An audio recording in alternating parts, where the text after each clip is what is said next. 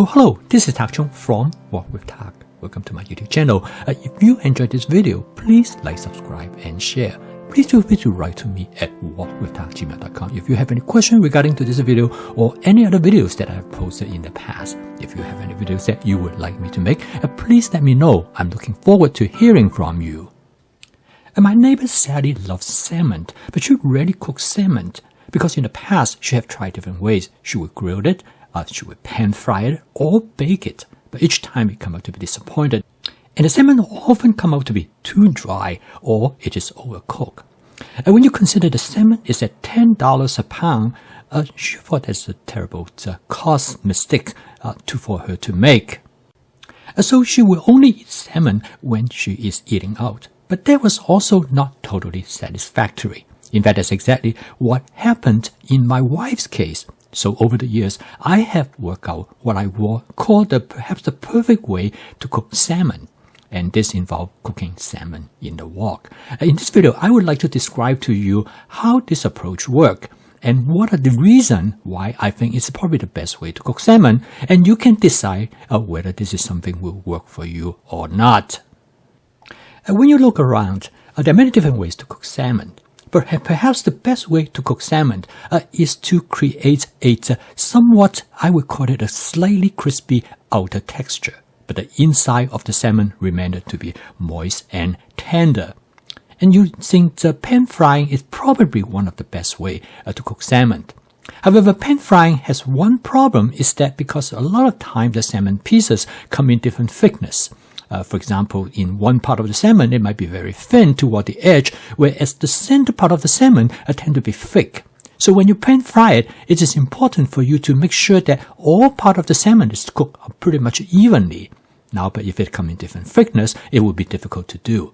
And also, when you pan fry the entire piece of salmon, it takes time, and usually it will take somewhere between about 5 to 10 minutes to pan fry it. However, I have developed a method that will allow you to not only cook all the pieces as evenly as possible, but it is also the fastest way for you to cook salmon.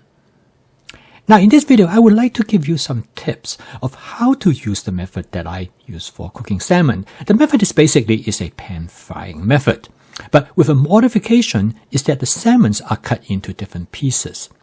Okay.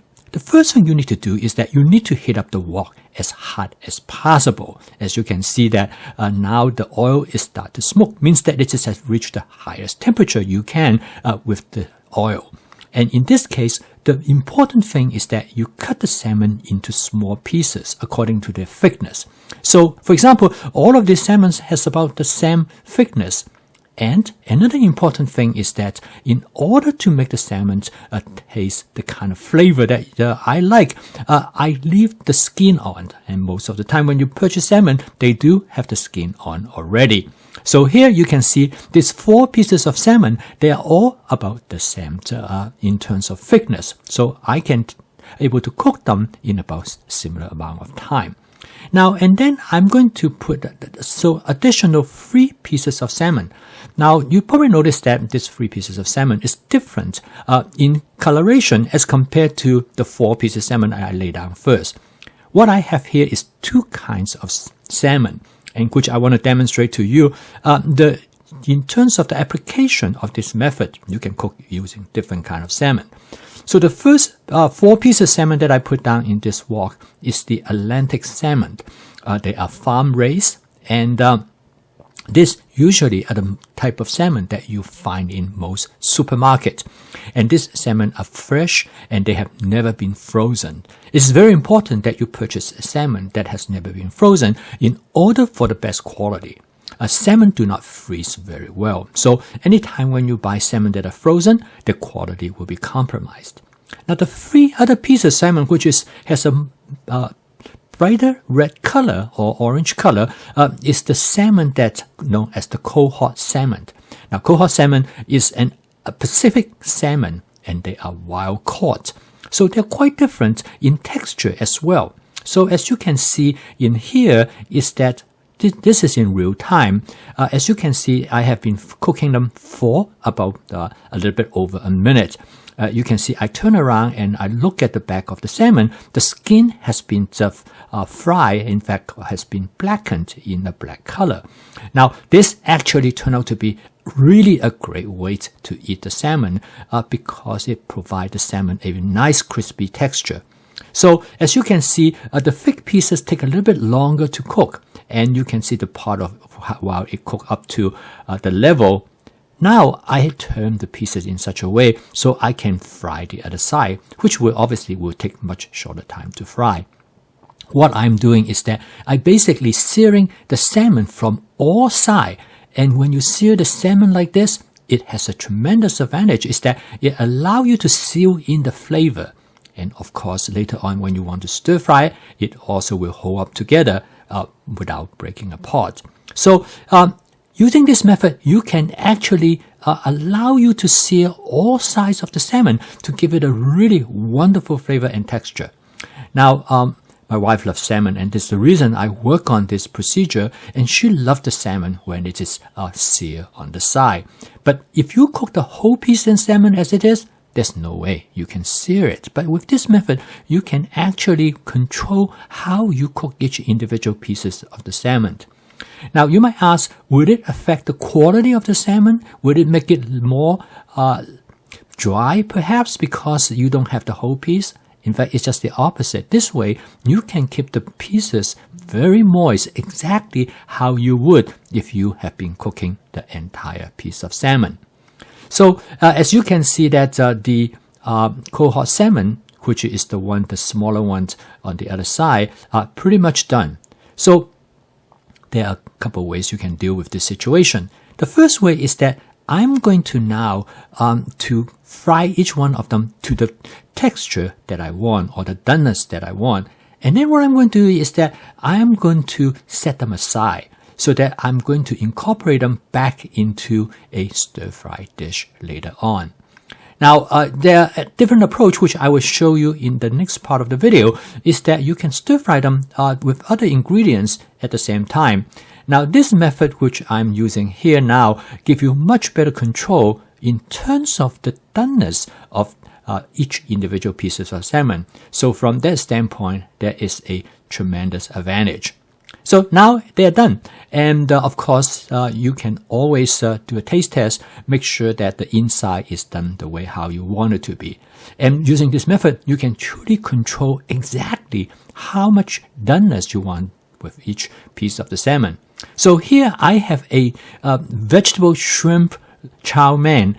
And as you can see, I cooked it separately. In fact, I cooked it right after I finished cooking the salmon. I used the oil that left in the wok, which actually is a lot of oil, came from the salmon. They are rich in omega-3 fatty acid, which is the nutritional component that is beneficial. And so I can now incorporate them together. Now, in the second part of this video, I'm going to show you how you can cook the salmon actually stir-fry with other ingredients together. So in this case, the salmon that I have in the wok is Atlantic salmon, and I have been cooked to them probably about 70 to 80% done. So now I'm going to stir-fry with other ingredients together, and one ingredient I'm going to use is some portobello mushroom. Now, portobello mushroom is excellent for this purpose because they are ready to absorb any oil that the salmon might have released during the frying process. And this actually incorporated the oil into the mushroom. It makes them taste really great.